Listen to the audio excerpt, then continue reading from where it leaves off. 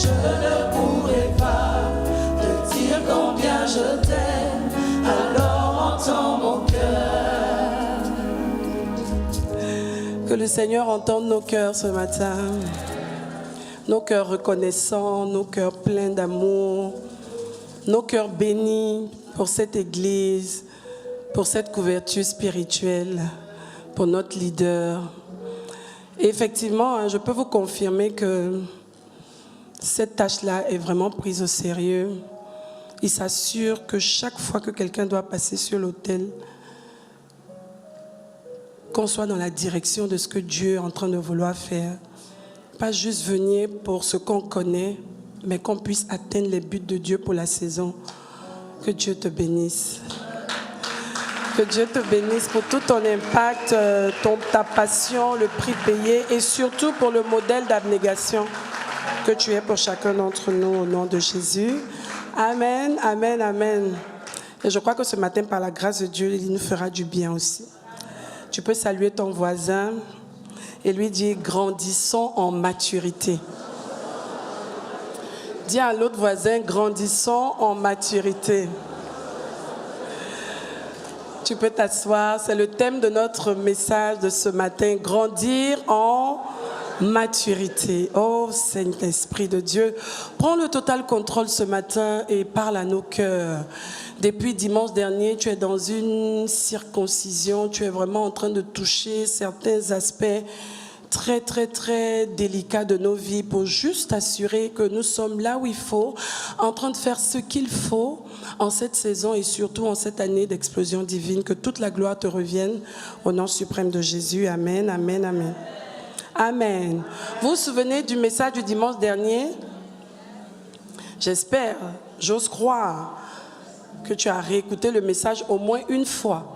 Parce que moi, je l'écoutais même encore ce matin pendant que je me préparais. Meurtrier ou sacrificateur. Très, très beau message. Le révérend Dr Wafo, il a des thèmes. Ça dit, comment même j'ai vu meurtrier, je dis là, Seigneur, meurtrier ou sacrificateur, mais c'était tellement plein de sens en fait. Souvent on fait tellement de choses qui vont dans le sens vraiment de détruire, d'abattre tout le travail qui a été fait ou ce que les autres ont fait en fait, et que nous devons véritablement nous disposer à être des instruments, des vrais sacrificateurs qui sont prêts à sacrifier pour que l'œuvre de Dieu avance et qu'elle atteigne les buts de Dieu au nom de Jésus.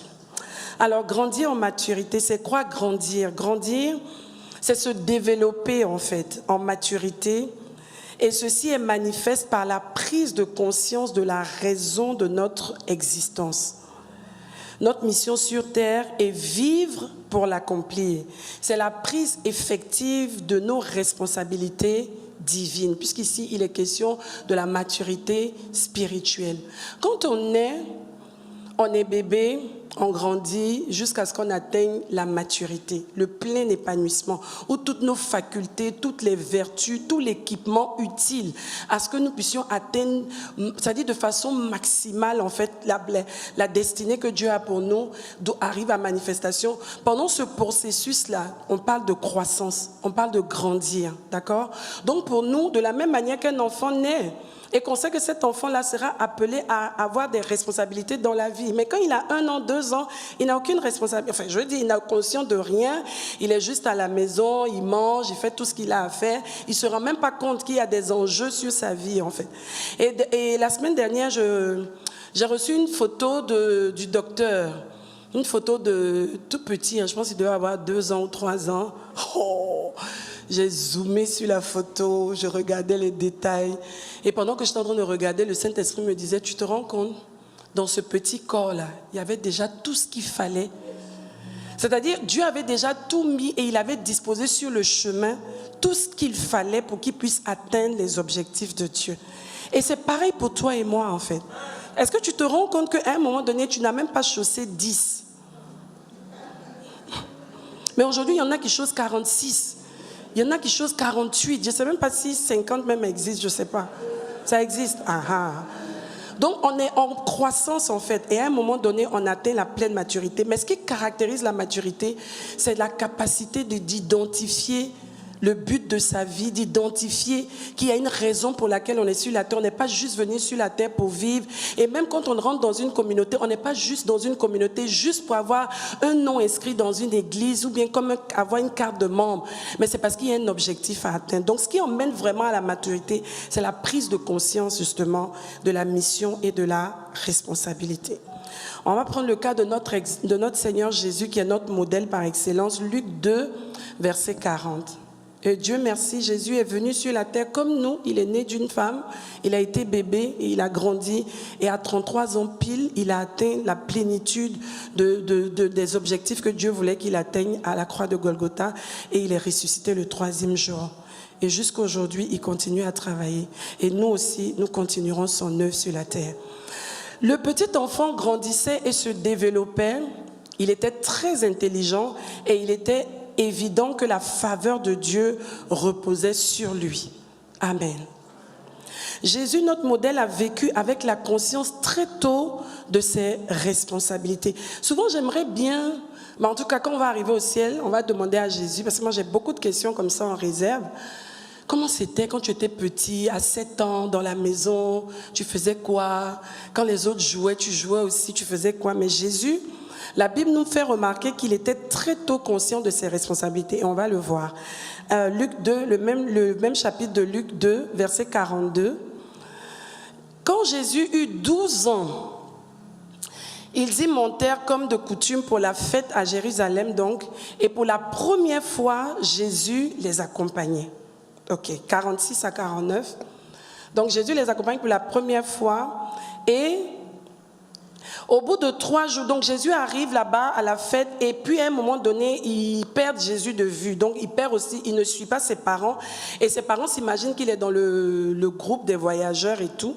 Après, ils réalisent que le petit n'est pas avec eux et ils commencent à le chercher. Mais pas qu'un seul jour, pas que 2 heures, mais pendant 3 jours. Et au bout de 3 jours, verset 46, au bout de 3 jours, enfin, ils le découvrirent dans la cour du temple, assis au milieu des rabbins, écoutant leurs explications et leur posant des questions. Comme quelqu'un qui vient au culte aujourd'hui avec son fils et puis par inadvertance voit que l'enfant n'est pas parti. Et tu reviens le trouver, il est là-bas dans le bureau en train de discuter avec le docteur ou bien il est en train de parler avec les anciens de l'église. Tu vois un peu? C'est le tableau en fait. Donc, tous ceux qui l'entendaient s'émerveillaient de son intelligence et de ses réponses. Il n'avait que 12 ans. Ok. Quand ses parents le virent là, l'émotion les saisit et ils n'en croyaient pas leurs yeux. Sa mère lui dit, mon enfant, pourquoi nous as-tu fait cela? Ton père et moi, nous t'avons cherché partout et nous étions très inquiets à ton sujet. Pourquoi vous êtes-vous fait du souci? Leur répondit Jésus. Comme pour dire, mais attends, est-ce que vous pensez que moi je suis un enfant comme tout le monde? Leur répondit Jésus, pourquoi m'avez-vous cherché en fait? Vous ne saviez donc pas que je dois être dans la maison de mon père et que je dois m'occuper de ses affaires? Est-ce qu'on ne vous a pas averti quand je naissais que je venais sur la terre pour une mission et que je n'étais pas venu juste manger la viande là, courir, jouer aux billes, hein? J'ai un objectif à atteindre. Donc tout de suite Jésus les met face à lui ses responsabilités pour dire ok, je me rends compte que peut-être vous avez mis aux oubliettes ou bien vous avez oublié ce que le Seigneur vous a dit. Mais moi, Jésus, je suis venu pour un mandat. Donc là, à partir de mes 12 ans, je suis entré ici et je vais commencer à vivre une vie qui n'a rien à voir avec l'insouciance des enfants de mon âge. Parce que je commence à comprendre, enfin, je manifesterai dorénavant de plus en plus le but pour lequel je suis sur terre. C'est pour ça que quand on voit même dans la vie des enfants grandir, il y a des petits enfants qu'on regarde, on dit, oh, ce petit-là, il est mature. Mais pourquoi on dit qu'il est mature? Et que généralement, il ne fait pas son âge. Parce qu'il ne fait pas les choses qui caractérisent les personnes de son âge. Il n'est pas insouciant à un certain niveau comme les personnes de son âge. Donc, il a une ouverture d'esprit qui fait qu'il agit différemment par rapport à ceux de son âge. Donc, il est peut-être plus conscient de certaines responsabilités. Il y a des enfants, par exemple, qui sont dans une maison qui ne vont jamais se soucier de comment est-ce qu'on nettoie la maison. Ils viennent, ils mangent. Ils retournent, ils dorment, ils se réveillent, ils montent, ils descendent. Et il y en a d'autres qui très tôt prennent conscience du fait qu'ils peuvent avoir un rôle à jouer dans la maison, qui peuvent aller à la cuisine voir leur mère pour dire « Maman, est-ce que je peux t'aider ?» Ce genre d'enfant, on voit tout de suite qui grandit et qui commence déjà à prendre une certaine mesure des responsabilités qu'il doit remplir en fait. Donc, c'est comme ça que Dieu nous emmène justement à voir déjà une espèce de maturité, enfin, un niveau de maturité dans la vie de certaines personnes. Ok, ici on est à l'église. Et à l'église, effectivement, il y a des croyants qui sont immatures spirituellement. Comment ça se manifeste? Des personnes qui vivent comme des bébés, focalisés sur leurs besoins primaires. Je veux ça, il faut qu'on me fasse ça, sans aucune conscience de leurs responsabilités spirituelles. Donc, ils viennent à l'église, qui ne s'attendent à rien, qui n'apportent rien. Au contraire, même souvent, qui créent plus de problèmes que qui n'apportent, qui ne résolvent en fait. De solutions, d'apporter des solutions. Donc, souvent, la manifestation de l'immaturité se voit lorsqu'on est toujours en train de vouloir qu'on fasse des choses pour nous sans même se préoccuper de savoir ce qu'on peut faire aussi en retour. En effet, un enfant est caractérisé par le fait qu'on s'occupe de lui. Il va à l'école, il n'apporte rien de concret à la maison, il n'a pas encore conscience même des responsabilités qui l'attendent, jusqu'à ce qu'il réalise et se décide à se développer dans le sens de ses responsabilités et de les assumer effectivement. C'est là qu'on se rend compte que l'enfant est en train d'atteindre un certain niveau de maturité, de plus en plus. Et la maturité, il n'y a pas de... Il n'y a pas un niveau où on arrive et on se dit c'est la fin. C'est-à-dire c'est quelque chose, c'est dynamique et c'est quelque chose qui doit aller croissant. Plus on se développe, plus le Seigneur travaille avec nous en fait. Il n'y a pas un niveau où on se dit non, moi maintenant je suis pasteur, on m'a ordonné, donc c'est bon, je suis la personne la plus mature, j'ai atteint le niveau de maturité. Non. Tant qu'on est sur la terre, qu'on peut encore grandir, on doit grandir en fait. Et celui qui a arrêté de se repentir, qui a arrêté de se faire enseigner est une personne qui va arrêter donc de croître et de devenir de plus en plus mature. Donc le croyant immature ou encore enfant a besoin d'attention, d'investissement des autres. Il faut toujours qu'on s'en occupe. Si on ne s'occupe pas de lui, il ne vient plus à l'église. Si on ne l'a pas salué, il a un problème. C'est vrai qu'il faut saluer et tout, mais à un moment donné, vous allez vous rendre compte que les personnes qui ont dépassé ce stade-là s'investissent elles maintenant dans la vie des autres. C'est-à-dire, elles ont passé le cap où on doit toujours être là pour elles. Et elles commencent à se dire, maintenant, on a beaucoup fait pour moi. J'ai été enfant, on s'est occupé de moi, j'ai grandi. Moi aussi, je veux m'occuper d'autres personnes. Commence à avoir le battement de cœur du prochain et de l'œuvre de Dieu. Qu'est-ce que je peux faire pour aider l'œuvre à avancer? Comment est-ce que je peux être utile? C'est ça en fait. Plus on va dans ce sens-là, plus on manifeste justement des signes de maturité en fait. Donc ces personnes s'investissent pour les autres et payent le prix. C'est-à-dire sont prêtes à payer le prix. On ne vit plus pour soi. Vous voyez, mercredi dernier, on a été conduits ici, vraiment divinement inspirés par le docteur, à faire des prières pour nos femmes, les membres de nos familles. Souvent quand on arrive à des moments comme ceux-là, on est préparé parce qu'on se dit on va venir prier pour nous. Mais il faut maintenant qu'on puisse aussi grandir à un certain niveau et comprendre que la double récompense... Attends, Job, il a été quoi? C'est-à-dire Dieu l'a rétabli dans son état, c'est-à-dire doublement, quand il a commencé à prier pour ses amis. C'est ça. Donc, on ne peut pas être tout le temps focalisé sur nous-mêmes. À un moment donné, il faut grandir. C'est le bébé qui est toujours focalisé sur lui-même. Il faut que tout le monde donne l'attention. Dès qu'on on parle d'autre chose ou qu'on regarde ailleurs, il faut qu'il fasse des mouvements pour qu'on revienne vers lui. Ça, c'est le bébé. Mais quand on est grand, quand on arrive dans une maison, il y a des grandes personnes, chacun est occupé. Et chacun sait qu'il est occupé, donc personne ne perd le temps de l'autre en fait. Donc il faut qu'on en arrive au stade où nous pensons aux autres et nous soyons prêts à payer le prix pour l'épanouissement des autres et de l'expansion du royaume. La vie en Christ, comme la vie en général, elle est faite de succession d'étapes, plusieurs étapes. Tu nais, tu as un certain âge, tu es encore un nouveau-né, après tu grandis à l'adolescence et tout, l'âge adulte et l'âge de pleine maturité. C'est la même chose dans le Seigneur. Il y a différentes étapes et ces différentes étapes, on attend de voir certaines caractéristiques qui démontrent qu'on a atteint quand même ces niveaux-là. Et c'est la même chose. Donc 2 étapes fondamentales dans la vie du croyant, 2 étapes fondamentales, l'enfance et la jeunesse. Première étape, et puis l'étape de la maturité où on devient adulte et on se développe justement dans cette maturité-là et cet état d'adulte de plus en plus. Donc 2 étapes fondamentales. On va noter que la première étape, ce sont les petits enfants et les jeunes gens. Cette étape-là, elle est caractérisée par le fait qu'on commence à connaître Dieu.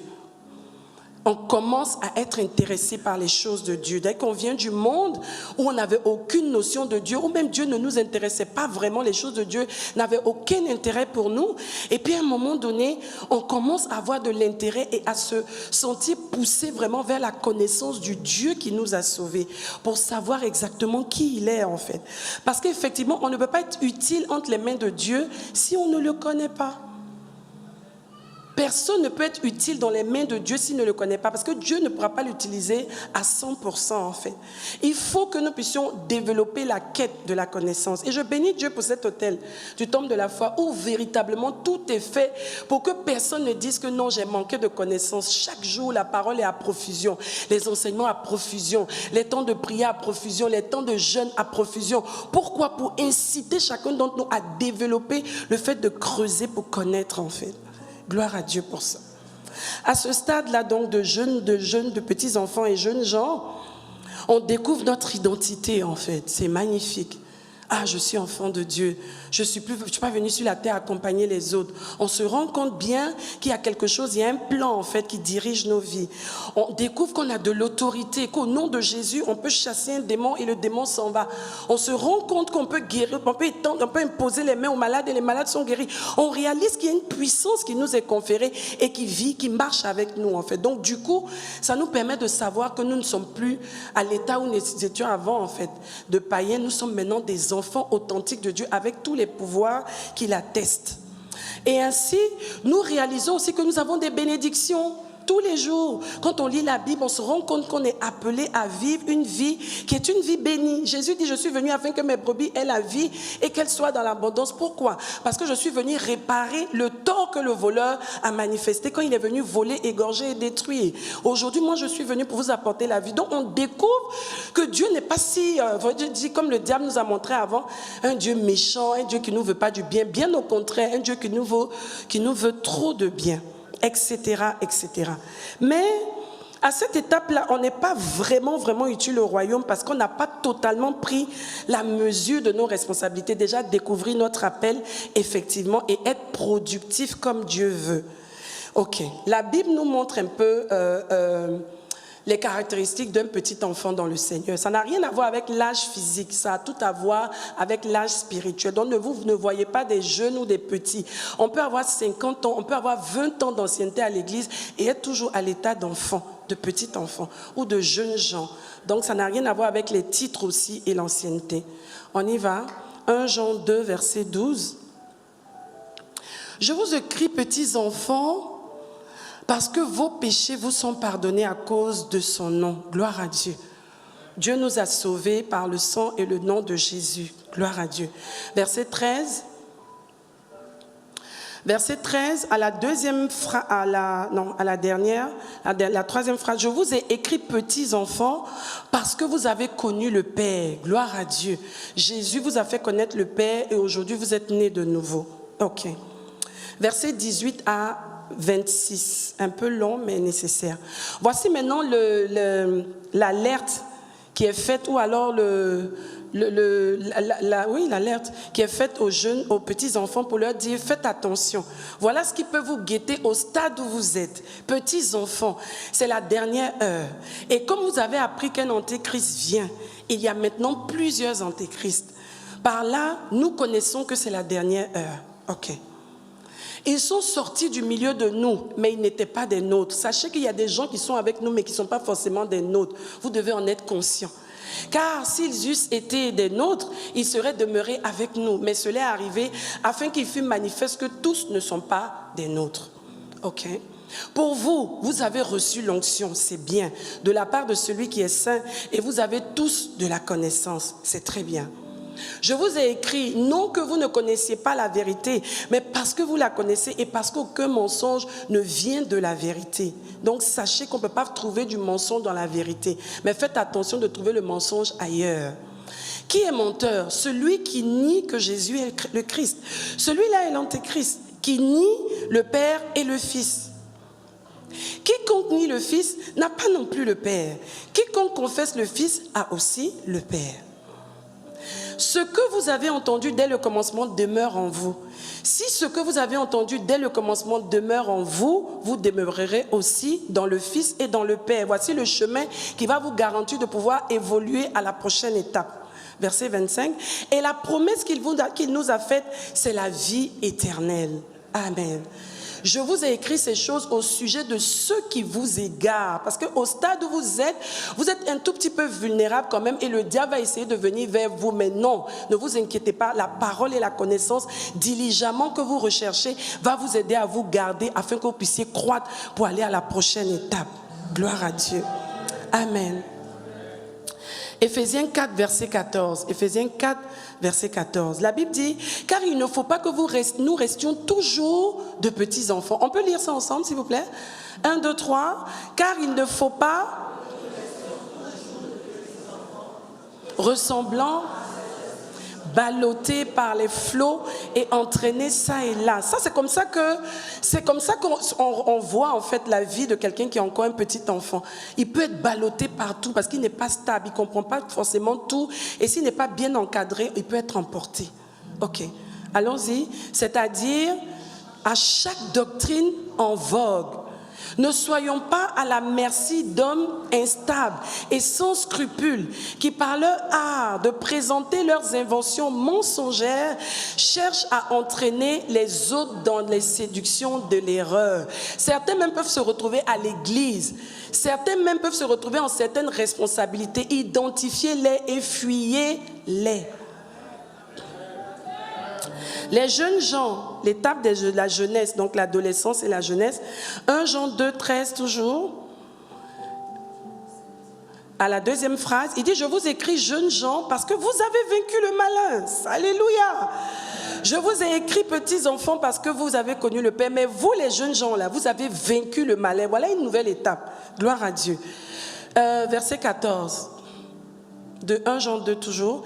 Et il dit dans la deuxième phrase, je vous ai écrit jeunes gens parce que vous êtes forts et que la parole de Dieu demeure en vous et que vous avez vaincu le malin. Gloire à Dieu. Vous êtes passé à une autre étape, vous avez connu le Père et aujourd'hui vous avez vaincu le malin. Vous pouvez détecter cette stratégie et avoir le dessus sur lui. Sauf que beaucoup de chrétiens restent à ce stade-là, d'enfants qui connaissent le Père, qui sont en voie de connaissance du Père, ou bien même de jeunes gens qui ont vu l'autorité marcher, qui ont vaincu certaines œuvres des ténèbres et tout, mais qui n'ont pas laissé le Saint-Esprit les emmener à une dimension plus grande pour qu'ils puissent prendre des responsabilités évidentes dans le royaume des cieux. En ce moment-là, il y a problème. On peut être un jeune homme qui a vaincu le diable, mais qui reste sans atteindre les objectifs de Dieu. Que ce ne soit pas notre part au nom de Jésus. Et donc, beaucoup de chrétiens restent à ce stade, malheureusement, ils sont facilement sujets à la séduction et même à la rétrogradation. Et donc, voici ce que le conseil qui leur est donné. 1 Jean 2, versets 15 à 17. Juste après avoir parlé aux jeunes gens, il dit, n'aimez point le monde, ni les choses qui sont dans le monde. Et vous aussi, petits enfants, si quelqu'un aime le monde, l'amour du Père n'est point en lui. Verset 16. Car, tout ce qui est dans le monde, la convoitise de la chair, la convoitise des yeux et l'orgueil de la vie ne vient point du Père, mais vient du monde. Attention, attention. Gardons le cap. Verset 17. Et le monde passe et sa convoitise aussi. Mais celui qui fait la volonté de Dieu demeure éternellement. C'est-à-dire, ne poursuivez pas ne poursuivez pas comment je vais dire ça? Les éléments que le diable vous montre, en fait, pour vous donner l'impression que c'est ça que vous devez manifester pour dire que vous avez réussi. Ne vous préoccupez pas forcément de ça. Recherchez la volonté de Dieu parce que c'est ce qui va nous garder éternellement. On peut remettre le verset? Voilà, tous les signaux, c'est le mot que je cherchais. Et le monde passe et sa convoitise aussi. Mais celui qui fait la volonté de Dieu, celui qui poursuit la volonté de Dieu. Et pendant qu'il est en train de poursuivre la volonté de Dieu, c'est vrai qu'il a des promesses et ces promesses seront manifestes, mais il reste focalisé sur le fait qu'il poursuit la volonté de Dieu, il demeure éternellement. Verset 17 et 18, pardon. Petits enfants, oh non. Et le monde passe et sa convoitise aussi, mais celui qui fait la volonté de Dieu, ok, demeure éternellement, c'est bon. Deuxième étape, après l'étape donc du petit enfant et des jeunes gens, enfin des petits enfants et des jeunes gens, la deuxième étape, c'est l'étape où on est dans la quête de la connaissance profonde de Dieu. D'accord? On est dans la quête profonde de Dieu et pour une véritable intimité, une communion. Une véritable intimité et communion. C'est-à-dire qu'on n'est plus là juste les dimanches, les mercredis. On a une communion à la maison. On cherche à connaître le Seigneur. On a des temps de prière. On a une vraie communion. C'est-à-dire que notre style de vie est un style de vie qui est aligné sur le fait de connaître Dieu et d'aller plus loin que connaître Dieu pour savoir, mais je suis sur la terre, pourquoi? Seigneur, tu es entré dans ma vie. Qu'est-ce que tu cherches? Quels sont les objectifs que tu recherches? Quelle est la raison de mon salut en fait? Gloire à Dieu pour mon salut, mais c'est pourquoi? Parce que je sais que tu fais rien par hasard et tu ne fais rien, Seigneur, sans but. Quel est donc le but de mon salut? Pourquoi je suis encore sur la terre? Donc ces personnes-là sont dans une quête de connaissance de Dieu et de cette quête de connaissance naît une profonde et véritable intimité et communion qui va pousser ces personnes à découvrir que tout ce que nous avons reçu de lui a un but. Dis à ton voisin, servir aux desseins pour lesquels nous sommes créés. C'est ça. Je me suis mariée, je fais mes enfants, je trouve du travail, mais tout ça, c'est un processus. Mais tout ça, c'est pour m'emmener à quoi? Pendant que tout ça arrive, je suis en train de poursuivre les desseins de Dieu. C'est ça. Dieu crée des circonstances autour de moi. Il m'apporte la provision de l'aide, des personnes, même des partenaires de destinée, des connexions divines. Mais tout ça ne doit pas me faire perdre de vue que le but, c'est de servir au dessein de Dieu. C'est pour ça que la Bible nous parle de nous en tant que quoi? Ambassadeurs, témoins, hein? Afin d'imposer le règne de Dieu. Dieu fait de nous des sacrificateurs, rois et sacrificateurs. Waouh! Apocalypse 5, verset 10. Rois et sacrificateurs dans la version parole vivante, s'il vous plaît, directement. Tu as fait d'eux, eux là c'est qui? C'est moi. Tu as fait de nous des rois et des prêtres pour que nous servions notre Dieu. Yes, nous le servirons toute notre vie. Et qu'un jour, nous présidions aux destinées de la terre. Et ce jour-là, c'est aujourd'hui. C'est maintenant, en fait. On a été longtemps pris en charge. On a été longtemps entouré de personnes qui vraiment venaient à notre secours, nous aidaient, nous donnaient le biberon, le lait, tout ce qu'il fallait. Mais aujourd'hui, nous sommes suffisamment matures pour prendre la responsabilité qui est la nôtre. Celle de présider. Est-ce qu'on peut remettre ça? Trop fort. Quand on voit les présidents, on voit les gouvernants, on se dit oui, c'est eux qui président aux destinées de la terre. Mais la Bible dit que ce ne sont pas eux qui président aux destinées, c'est nous qui devons présider aux destinées de la terre. Quand on regarde l'actualité, qu'il y a des choses qui se passent, ce n'est pas juste de faire des commentaires, mais c'est de prendre nos responsabilités. Seuls les croyants matures pourront arriver à ce stade-là. Voilà là où Dieu nous attend. Ce n'est pas de venir faire la fanfaronnade à cause d'une voiture ou de quoi que ce soit dimanche au culte, d'un nouveau sac ou d'une nouvelle tenue. Rien à voir. C'est de présider aux destinées de la terre. C'est là où Dieu nous attend. Dans nos familles, qu'est-ce qui se passe? Est-ce que les choses vont dans le bon sens? Et sinon, qu'est-ce qu'on fait? Est-ce qu'on est suffisamment révolté pour imposer le règne de Dieu? Ou bien on est juste là pour critiquer, pour subir, pour murmurer, pour se plaindre? Non. C'est ça les pères. La Bible dit les pères. Les personnes matures. 1 Jean 2, verset 13. On va voir qu'est-ce qui caractérise les pères. Je vous écris père parce que vous avez connu celui qui est dès le commencement. Pourquoi on précise ici dès le commencement? Pourtant on a dit les petits-enfants aussi ont connu le père. Mais c'est une approche de connaissance. Mais là, ils l'ont connu dès le commencement. C'est-à-dire qu'ils ont eu une intimité avec Dieu qui est telle qu'ils comprennent la pensée profonde de Dieu depuis les origines jusqu'au salut et jusqu'à nous aujourd'hui. Qu'est-ce que Dieu recherche? C'est ça que ça veut dire en fait. C'est ça. Et ça caractérise les croyants matures. Ils ne sont pas dans les petits détails. Non, non, non. Ils cherchent les buts de Dieu. Ils courent après les buts de Dieu et ils payent le prix pour ça. Verset 14, c'est la même chose. Il dit, je vous ai écrit parce que vous avez connu celui qui est dès le commencement. Même chose, c'est la caractéristique en fait. Donc, sachons aussi que la maturité, elle est bénéfique pour nous parce que l'accès justement à nos bénédictions, l'accès justement à notre héritage se fait lorsqu'on est mature. Tant qu'on n'est pas mature, allons-y dans Galates 4, verset 1. Si tu n'es pas mature, tu ne peux pas avoir accès. On va faire toutes les déclarations qu'on fait là. Mais si tu ne veux pas grandir, moi aussi je refuse de grandir, si on refuse de grandir, on va être frustré de voir qu'il y a certaines personnes qui reçoivent l'héritage, mais clairement, parce que Dieu sait que cet héritage-là sera utile, parce qu'ils vont atteindre la destinée en fait. Ok? Galates 4, verset 1. Héritier, oui, nous le sommes. Si cependant, dans une famille riche, le père meurt, aussi longtemps que l'héritier est en bas âge, il fait quoi? Il ne se distingue apparemment en rien d'un serviteur. Il peut revendiquer aucun droit. Même s'il a des droits, il ne pourra pas en profiter, il ne pourra pas en jouir. Bien qu'il soit le propriétaire de tout le patrimoine. God forbid. Que Dieu vraiment, que cela n'arrive pas au nom de Jésus. Mais c'est bien de dire Amen, mais on doit réaliser en fait qu'il y a un travail derrière. Pour que nous puissions entrer dans notre héritage, nous devons nous montrer comme des fils dignes, matures. L'héritage pour la mission. Est-ce que vous connaissez, je s'imagine, les piliers de la vision du temple de la foi? Premier, deuxième, troisième et quatrième. Mais vous voyez qu'accomplir sa destinée ne vient pas avant posséder son héritage. On possède l'héritage en vue de accomplir notre destinée. Gloire à Dieu. Il y a une mission à accomplir, il y a des responsabilités à remplir. Donc la récompense aussi future et le jugement des croyants à la fin sera axé sur un seul fait.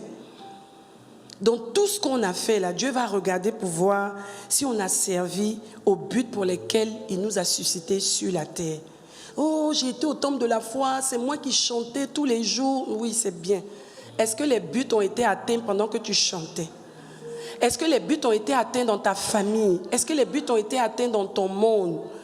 Ce à quoi a servi notre vie avec tout ce que Dieu nous a donné, c'est là où le jugement va se faire. Et c'est aussi là que les récompenses vont se faire.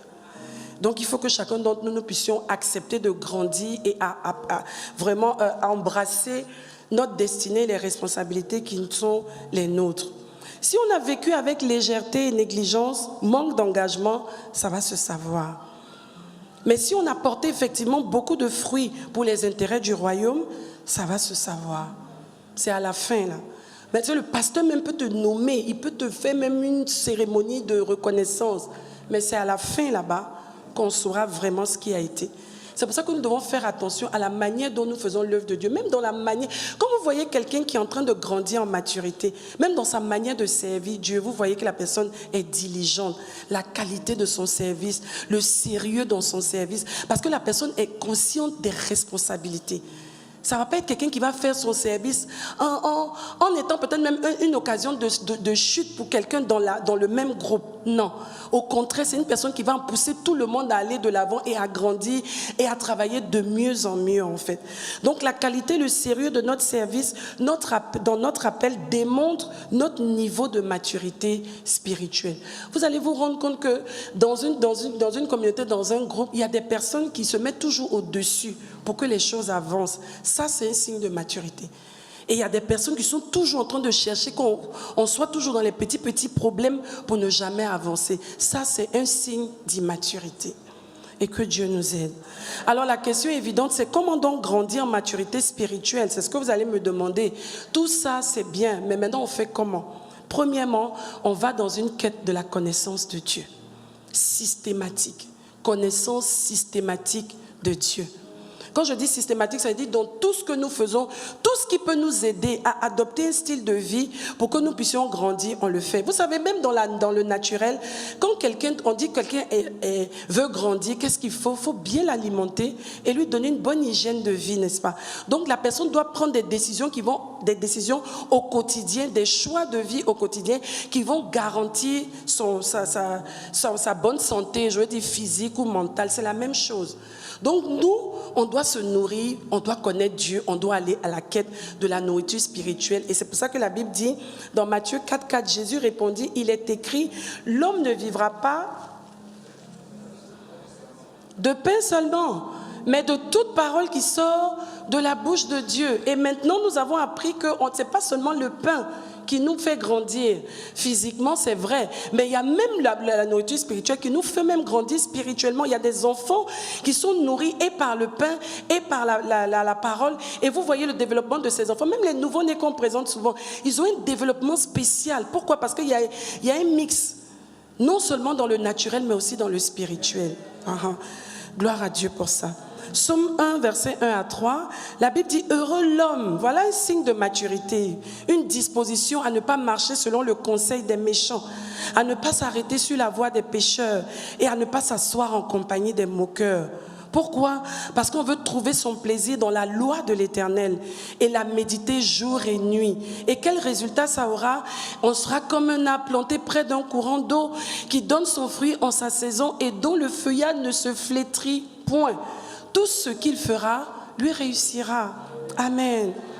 Donc ça passe par quoi? Le fait de connaître Dieu, c'est de se disposer à aller à la quête de Dieu dans la lecture et la méditation de la parole. Important, on ne le dira jamais assez. L'importance de la parole, pourquoi? Parce qu'elle va nous aider à connaître Dieu.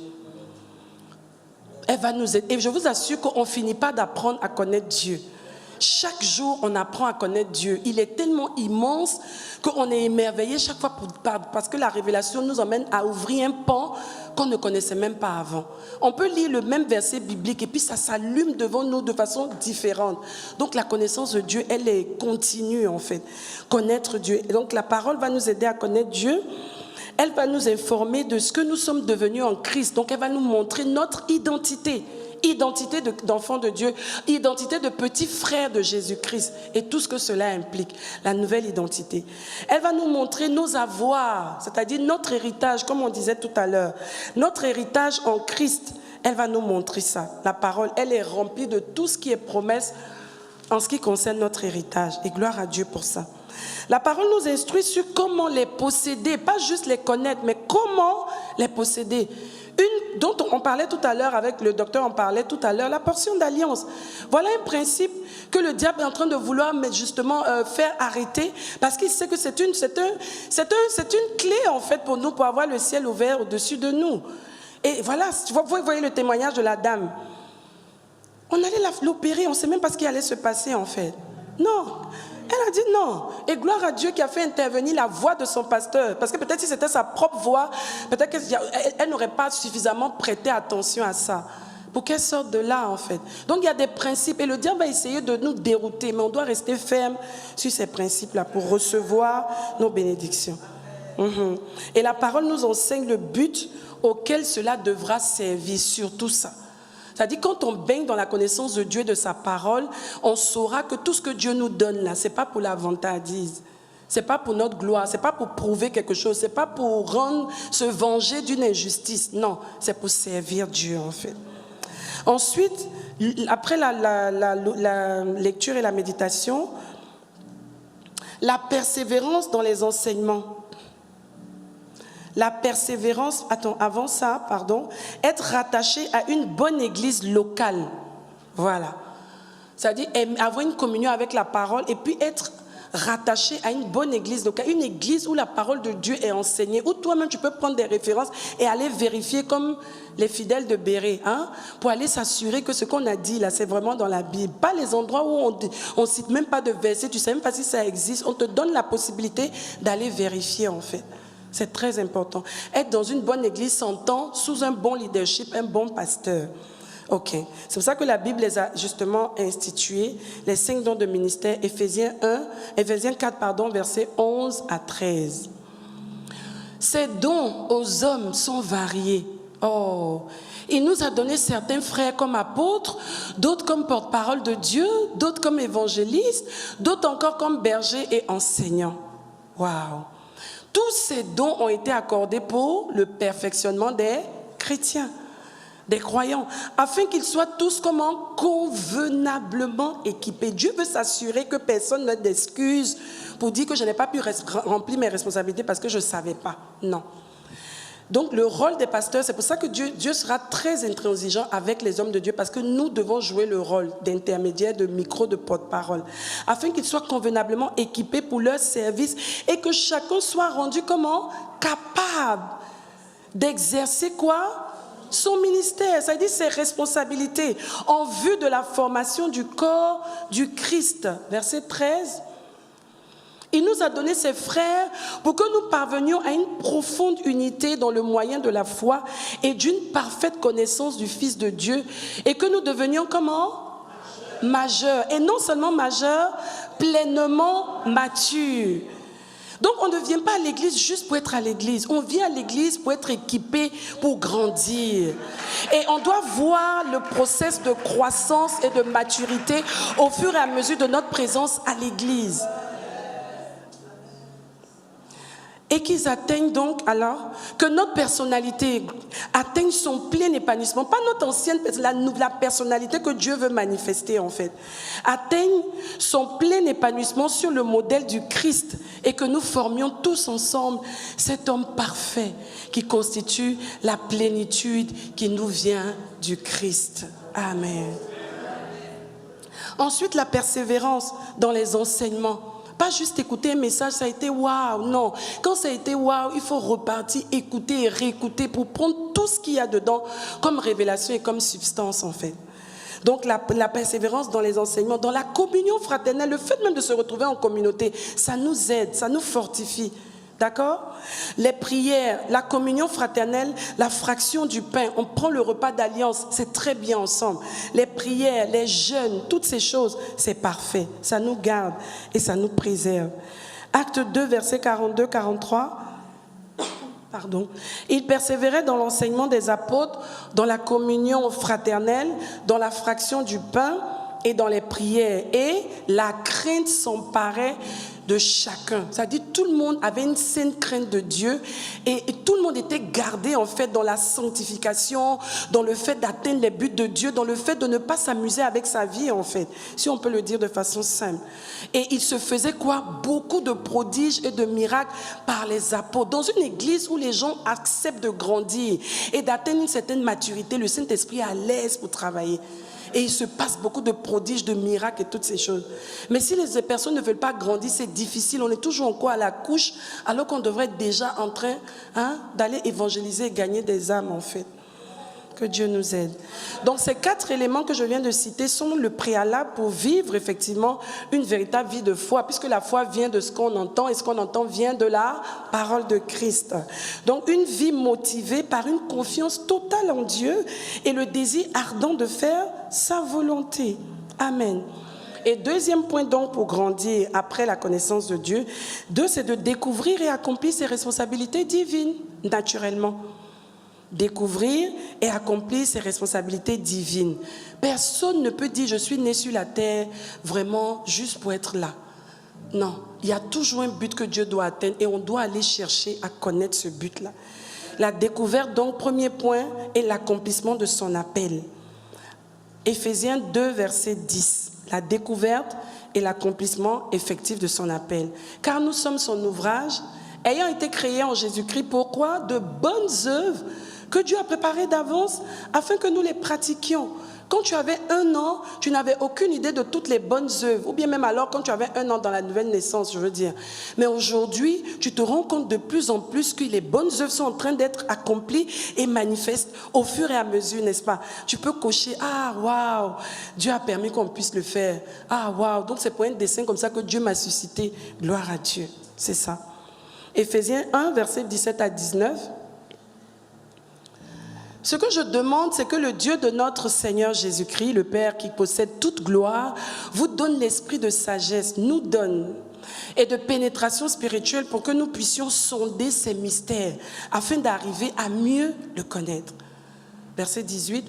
Qu'il nous accorde une pleine lumière et qu'il augmente l'acuité de notre vision spirituelle afin que nous comprenions en quoi consiste l'espérance vivante à laquelle nous avons été appelés et que nous sachions quelle merveille nous sommes en droit d'attendre, car inépuisable est la richesse du glorieux héritage que Dieu réserve à ceux qui lui appartiennent.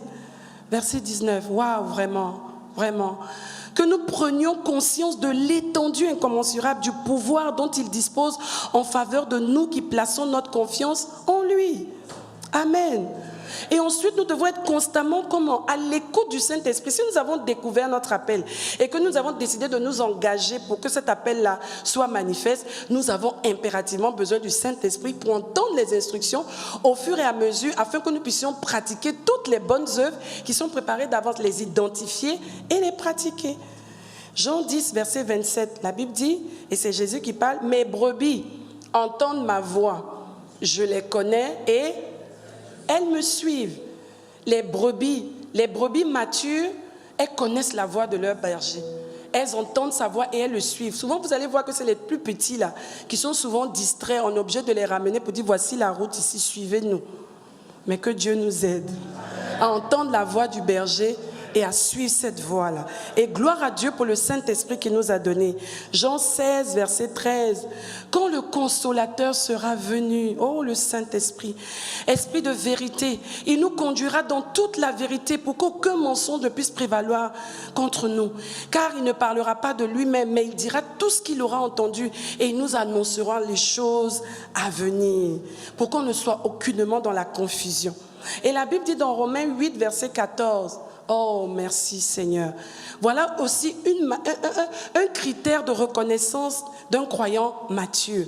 Car tous ceux qui sont conduits par l'Esprit de Dieu sont fils de Dieu. Dans certaines versions, sont des fils matures de Dieu. Ils font pas, ça dit, c'est pas des fils têtus, c'est des fils soumis, c'est des fils sensibles, c'est des fils en alerte, c'est des fils qui sont axés, l'oreille est toujours tendue pour recevoir les instructions. Et ceux-là, ils vont forcément grandir et prendre pleinement la mesure de leurs responsabilités et les manifester complètement au nom de Jésus. Si bien que dans le verset 16, il est écrit, l'Esprit lui-même rend témoignage à notre esprit que nous sommes enfants de Dieu. Si l'Esprit peut rendre témoignage à notre esprit que nous sommes enfants de Dieu, l'Esprit pourra rendre témoignage à notre esprit que nous sommes au centre de la volonté parfaite de Dieu. L'Esprit pourra rendre témoignage à notre esprit que nous sommes en train de basculer hors des plans de Dieu et nous interpeller pour que nous revenions. Donc la présence et l'écoute du Saint-Esprit, c'est capital pour un enfant de Dieu qui veut manifester la pleine maturité spirituelle. Et bien entendu, après tout ça, c'est porter du fruit. C'est porter du fruit. Puisqu'on est là pour porter du fruit. Qu'est-ce que la Bible nous dit dans Matthieu 13, déjà, verset 23, et ensuite Jean 15, verset 1 à 5. Celui qui a reçu la semence dans la bonne terre, c'est celui qui entend la parole et qui la comprend. Il porte du fruit et un grain en donne 100, un autre 60 et un autre 30. Donc forcément, il n'est pas stérile, il porte du fruit selon ses capacités. Ok, Jean 15, versets 1 à 5. Je suis le vrai cep, c'est Jésus qui parle, et mon Père est le vigneron.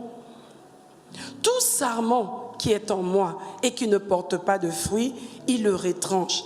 Et tout sarment qui porte du fruit, il les monte, c'est-à-dire il enlève toutes les mauvaises branches mortes et superflues afin que justement ce sarment-là porte encore plus de fruits. Donc ce n'est pas à nous de produire, c'est juste de nous disposer pour porter le fruit en fait. Déjà vous êtes purs à cause de la parole que je vous ai annoncée. Amen. Demeurez en moi et je demeurerai en vous. Comme le sarment ne peut de lui-même porter du fruit s'il ne demeure attaché au cep, ainsi vous ne le pouvez non plus si vous ne demeurez en moi. Nous demeurerons en toi, Seigneur. Je suis le cep, vous êtes les sarments. Ça, c'est quelque chose qui doit être clair dans notre esprit. Celui qui demeure en moi et en qui je demeure porte beaucoup de fruits. Comment on reconnaît donc un fils mature? C'est celui qui a laissé vraiment Dieu l'émonder et lui-même qui a fait tout ce qu'il faut, qui a mis toutes les dispositions de sorte qu'il puisse justement porter le maximum de fruits attendus. Et c'est là où on parle de maturité. Amen. Amen. En conclusion, on va lire Éphésiens 4, versets 15 à 16. Et c'est là où nous allons prier ce matin. Vraiment, non. Dieu veut que nous maintenions fidèlement la vérité. Créer un environnement de vérité autour de nous. La parole de Jésus qui sature tous nos choix et tout notre chemin. Il est le chemin d'ailleurs.